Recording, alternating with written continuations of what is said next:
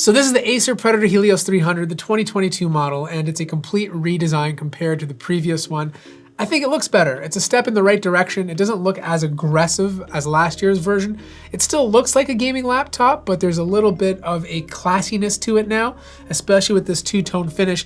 You have a metal lid, you have a metal deck, and then you have this little funky design here, which is like more of a glossy look with a bunch of lines going in different directions. Then at the top, it's just flat. It's just a flat black portion with a smaller version of the Helios 300 logo, or Predator logo rather. Now this reminds me of a 500 SE combined with a Legion 5i Pro, because at the back of the laptop, they decided to put a lot of the ports. It's not a light laptop. It weighs about 5.73 pounds, so it's a bit heavier than your thin and light 15-inch notebooks.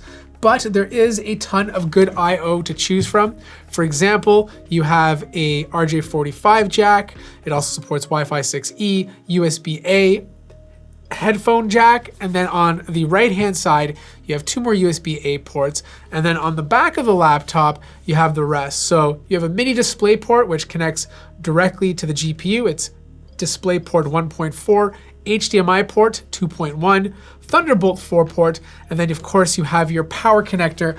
Now Acer does include a 280 watt power brick in the box, and look how big this thing is. It is absolutely massive. Definitely one of the bigger 280 watt power bricks. In fact, this is the exact same size as the 300 watt power brick that Lenovo includes with their laptop. I do like the fact that they made the edges a bit more flat, because on the previous model they had these like angled edges and it just looked a little weird. This looks a lot cleaner. When you open it up, you can do so with one hand. The hinge is nice and stiff, so there's not a lot of wobble. The bezels are a bit thinner on the sides, but it's still pretty thick on the bottom.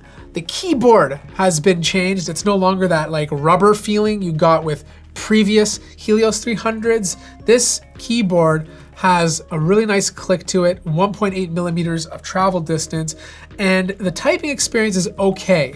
And it's not because the keys don't feel good, it's because they're way too spaced out.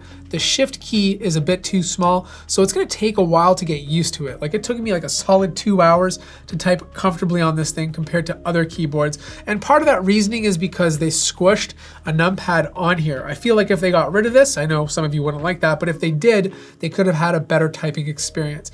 Now, the big improvement is the RGB. So if you're like head over heels over RGB, it's now using mini LEDs, so it doesn't spill over the keys. It looks a lot crispier, if that makes any sense, especially when you darken the room and you see it pop out from the keys. It just looks very, very sharp.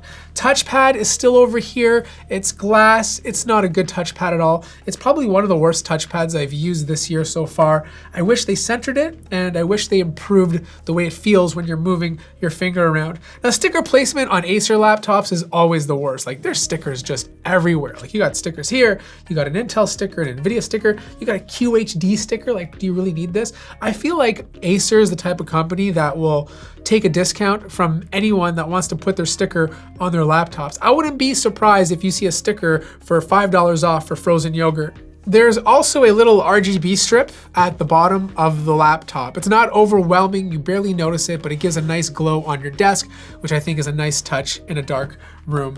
The display, this has been upgraded. We're now talking about a 240 hertz QHD panel. There's also a full HD version of this laptop as well, but the screen brightness is very average. I would have loved to have a brighter screen, but the color accuracy is good, and so is the color gamut. So if you're using this for design work, totally okay. If you're using this for gaming, it's gonna look great, but if you're taking this thing outdoors, you're gonna wish the screen got brighter. Webcam at the top, 1080p. It's actually a pretty good webcam. So if you're gonna be using this for conference calls, or if you're using this to stream, the webcam is good enough. There's also two speakers on the bottom of the laptop. They are very underwhelming. They don't get loud at all, but they do work and they don't distort. So I wiped this laptop down before starting this video because I want it to look clean. And over the last 5 minutes or so, you can see that there's a lot of fingerprints on it already. Not a big deal. This is normal for darker laptops, regardless of brand, but this will give you an idea of what to expect. Now, the SKU that I have is an i7-12700H, 16 gigabytes of RAM, RTX 3070 Ti with a TGP of 150 watts. This is a good performer, but it tends to favor the GPU performance over the CPU. Doesn't matter what laptop I put this up against, other comparable i7-12700H, in most applications, not all, this tended to perform a little worse because a lot of that performance is being shifted to the GPU. And the reason why they're doing this is because it's a gaming laptop first, and they're keeping the CPU really cool by lowering down the clock speed significantly, lower than like base clock speed, and they're giving all that performance to the GPU. Again, this is when it's only under full load for a very long time. If you're just doing short burst things, then don't worry about it. Gaming on this is fantastic. It runs very cool. The fans do get very loud. Even on extreme mode, like fans get super loud. Same loudness as turbo mode. I didn't see a difference switching between the two. They both got up to 62 decibels. Heat was good. The keyboard deck didn't get too hot because they're keeping the CPU so cool.